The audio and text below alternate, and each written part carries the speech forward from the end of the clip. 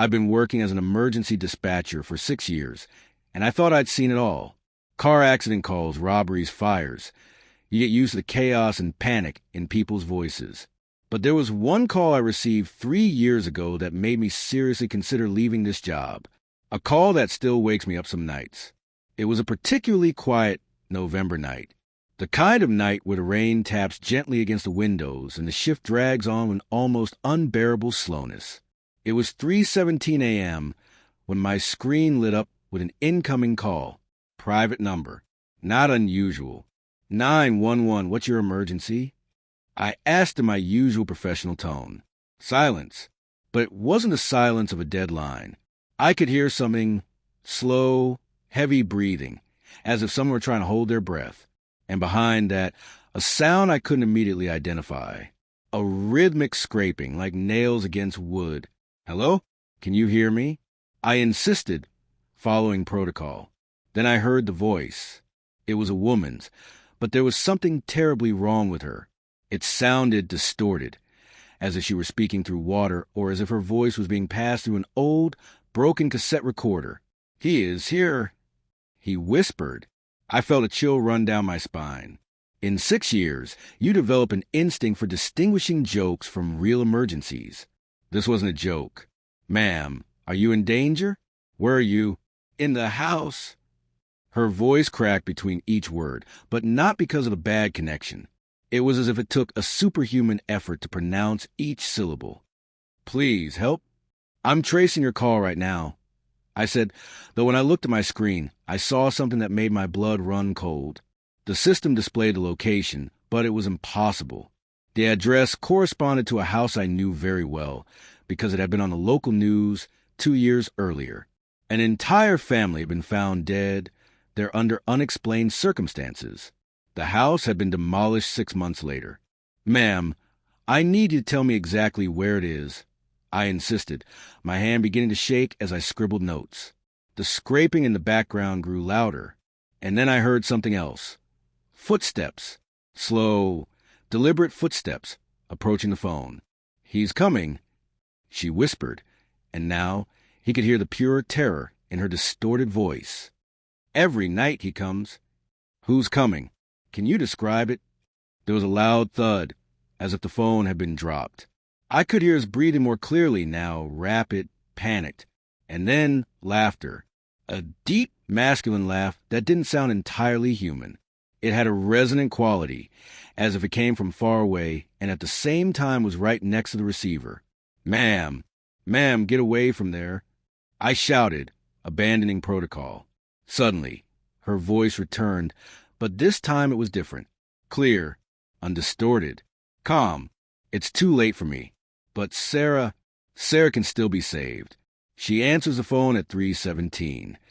The line went dead. I sat there, my heart beating so loudly I could hear it. With shaking hands, I reviewed the call log.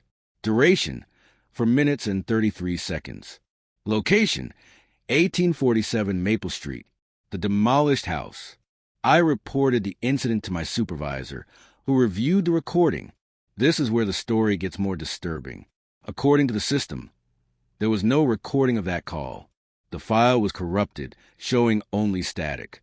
But I had heard her, every word, every breath, that laugh. I tried to investigate on my own. I looked for information about the family who had died in that house. The names in the newspapers were Michael, Jennifer, and their 9-year-old daughter, Sarah.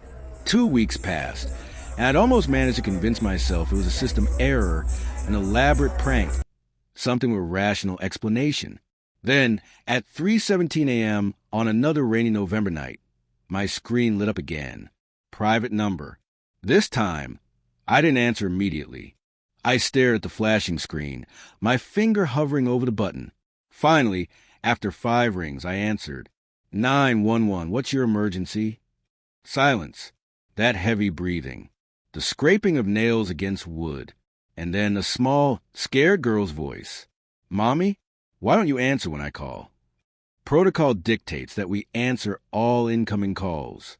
But ever since that night, whenever I see a private number at 3:17 a.m., my hand hesitates on the button. And in the silence of the office, I sometimes hear that soft scraping, like nails against wood, coming from nowhere in particular.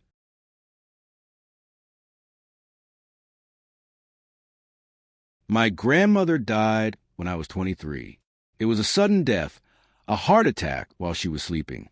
It was painful, but at least it was peaceful. Or so I thought at the time.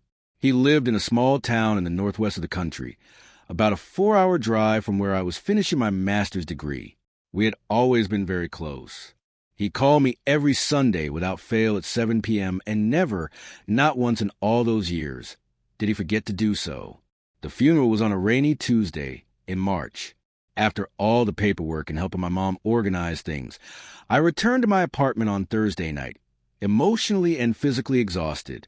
All I wanted was to sleep and try to process everything that had happened. I left my keys on the hall table and noticed the red light on my answering machine blinking. 3 new messages. Probably condolences, I thought. I pressed play while pouring myself a glass of water in the kitchen. Message 1. Received Sunday at 7:02 p.m. My heart stopped.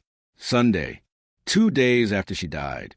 Static filled the room, and then her voice. "Hi, honey, it's me, Grandma." I dropped the glass. The glass shattered against the kitchen floor, but I barely registered it. It was his voice. Exactly his voice, with that warm, slightly raspy tone from years of smoking when he was young. I was just calling for our Sunday chat. I know you've been really busy with your studies, but I miss hearing your voice. There was something odd about the way he spoke. Long pauses between sentences, as if he were reading from a script or trying to remember what to say. And behind his voice, I heard something else. A sound like wind, but not exactly. It was more like whispers, dozens of overlapping whispers, too low to make out words. "There's something I need to tell you, something important." The recording was abruptly cut off. Message ended. I stood in the middle of the broken glass, unable to move. There had to be an explanation. Maybe the message was from earlier. Somehow the answer machine had dialed the wrong date. That had to be it. Message 2. Received Monday at 7:04 p.m. No. "Hi, honey, it's me again." His voice sounded a little different now. More distant, as if he were calling from far away. "I don't think you got my message yesterday. It's important we talk. I need to warn you." The whispers in the background were louder now, and I could hear something else, a rhythmic sound like a clock ticking but slower, heavier, like a heartbeat. "Don't trust what they told you about how I died." I wasn't asleep. I was awake. I saw it coming. His voice cracked on the last words, not with emotion, but as if the signal was deteriorating. I saw him come into my room. I saw him come to my bed. And when he put his hands around my throat, I tried to scream, but the recording stopped again. My legs gave way, and I felt my knees, not caring about the glass. My mind raced, trying to find a rational explanation. This was impossible. The medical examiner had been clear. Heart attack, natural death. This had to be someone's sick joke. Some psychopath who had gotten hold of a recording of his voice. And message 3. Received Tuesday at 7:08 p.m. Tuesday, the day of the funeral. The day we buried her. This time there was no initial static. Just silence. A silence so profound it was almost tangible, as if I could feel the weight of it pressing against my ears. Then I heard breathing. Slow, labored, wet. And that voice, his voice, but distorted now, slurred, as if he were speaking with his mouth full of dirt. "Why don't you answer when I call?" The background whispers exploded into a cacophonous chorus. They weren't just whispers now. They were voices, dozens of voices speaking at once, all saying different things I couldn't distinguish. "He's in your apartment now, honey. He came in when you left. He's hiding, waiting, just like he waited for me." My blood ran cold. Slowly, very slowly, I turned my head to look down the dark hallway that led to my bedroom. "Look in your closet." The recording was cut off. For what felt like hours, but was probably only minutes, I lay paralyzed on the kitchen floor. Every fiber of my being screamed to run, to get out of the apartment, to call the police. But another part of me, the part that needed to know, forced me to my feet. I walked down the hallway. Every step echoed in the silence of the apartment. My heart was beating so hard I thought it would explode. I reached my bedroom. The closet door was closed, as always. I put my hand on the doorknob. It was freezing, much colder than the rest of the room. I took a deep breath and yanked it open. The closet was empty. Just my clothes hanging, my shoes on the floor. Nothing else. I almost laughed with relief, feeling stupid for having allowed my mind to trick me like that. I turned to leave the room. Then I saw my bed. On the pillow was a telephone, an old rotary phone, the kind my grandmother used to have in her house. It wasn't mine, and it was off the hook, the receiver at the side emitting that busy tone. As I looked at it, the phone started to ring. Narrator's note. To this day, I don't answer phone on Sundays at 7 p.m., and every March, on the anniversary of his death, my answering machine records a message at that exact time. I never listened to it. I've learned that some calls are better left unanswered.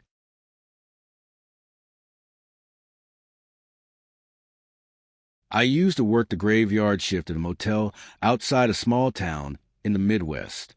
It wasn't glamorous, but it paid the bills while I finished college.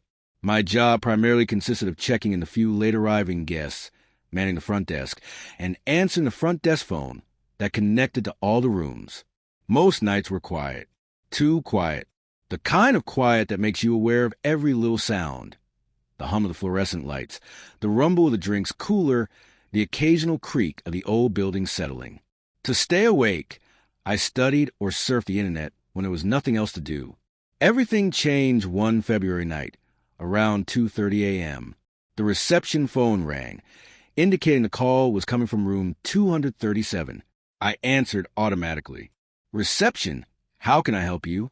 There was a long pause. Then a male voice, hoarse and almost whispering. Can you see me? The question caught me completely off guard. Excuse me? Is there a problem with your room, sir? From where you're sitting, can you see me? A chill ran through me. I looked around the empty lobby. The large windows overlooking the parking lot showed only darkness, and the few cars belonging to guests. There was no one outside. Sir, if you need anything, I'd be happy to. I'm right outside your window. My stomach tightened. Slowly, I looked back at the windows. Nothing. Just my own ghostly reflection in the glass and the darkness beyond. There's no one outside, sir, if this is a joke. Room 237? It doesn't exist, right? I froze. Slowly, I looked down at my guest register. I checked it twice, 3 times. We had rooms 201 through 236, and then I skipped to 238. There was no room 237. Hello, I said in a shaky voice, but the line was dead. I tried to rationalize it. Maybe it was a phone system error, a mix-up of lines. But that didn't explain why the display clearly showed room 237. 15 minutes later, the phone rang again. Same room. This time I didn't say anything when I answered. I just listened. I could hear breathing on the other end, and behind it, a strange sound, like water dripping, slow and steady. I've been here so long, the voice said, and it sounded different now.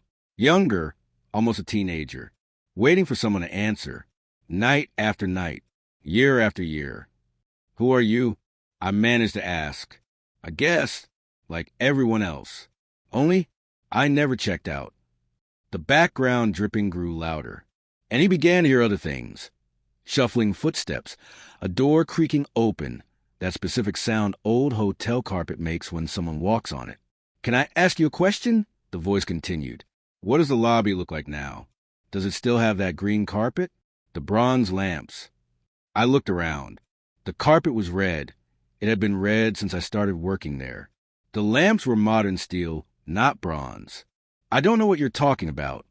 I replied, of course you don't know. They renovated after what happened. They took out the stain carpet. They changed the room numbers. They boarded up 237. But I'm still here in my room. I can still call. My hand reached for the hotel register. specifically the old leather-bound book where the historical records were kept. With trembling fingers, I began flipping through it, going back in time. "You should hang up," the voice said, now almost gentle. "Every time someone answers, I get a little closer. To your world. To the hallway, where the living are." I found a 17-year-old entry. Room 237. Guest, David Miller. And next to it, a handwritten note in red ink. Incident. Do not re-rent. David. I whispered without thinking. There was a sharp gasp on the other end of the line. "Did you say my name? Do you remember my name?" I have to hang up. "No." The voice turned into a desperate cry. "Please don't hang up. You're the first person to answer in years. The first to know my name. If you hang up, I'll be alone again. In the dark, with a steady drip of..." I hung up the phone. The silence that followed was worse than anything I'd ever heard. An expectant silence, as if the entire building were holding its breath. For the next hour, not a single phone rang.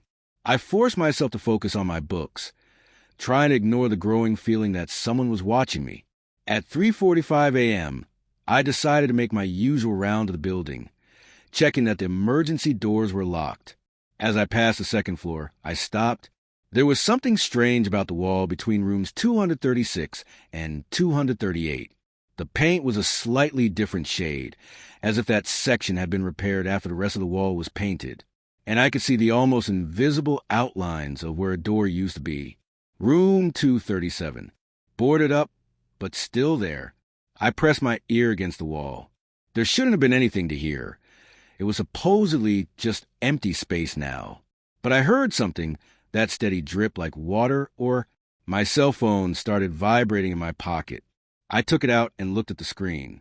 Incoming call, room 237. That was impossible. My cell phone wasn't connected to the hotel system. I answered without thinking, taken by shock. "I told you I was getting closer," the voice whispered, now so close it seemed to be right behind me. "Every call you answer is like opening a door. And now I'm right here." I felt a cold breath on my neck. I spun around, my heart pounding. The hallway was empty, but on the wall, right where the door to room 237 used to be, I saw something that made me feel like my blood had turned to ice.